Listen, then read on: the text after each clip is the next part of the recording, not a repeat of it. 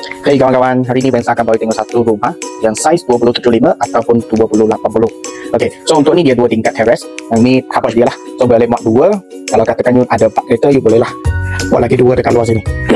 Okey, so kita masuk sini. Dia ada satu tempat untuk foyer lah. Ini pintu besar. Ini foyer dia. Kalau katakan you tak nak buat kabinet dekat luar, you boleh buat dekat sini. Lepas tu sini tempat living dia.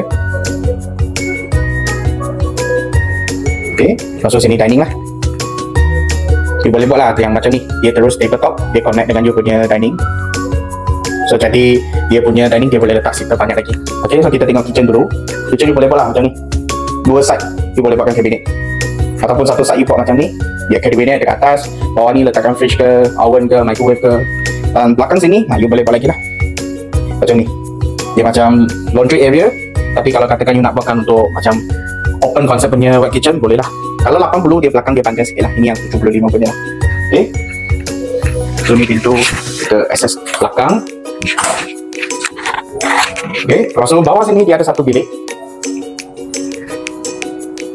You nak buat yang macam ni punya working space pun boleh, ataupun you nak buatkan untuk bilik. Okay, so sini ada satu tandas. Ini untuk yang share lah. Bawah sini pun ada satu store. Okay, so ini living, dining, semua lah tempat dia. So kita pergi tingkat 1.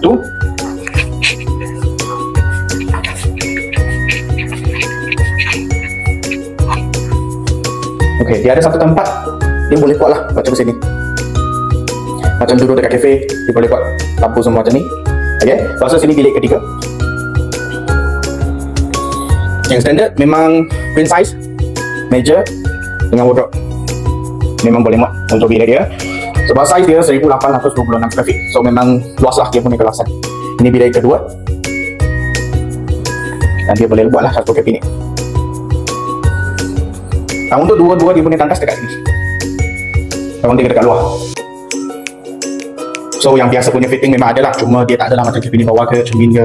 Nah, ini tak ada. Lepas tu dia buatkan high ceiling lah. Ini untuk macam cahaya masuk.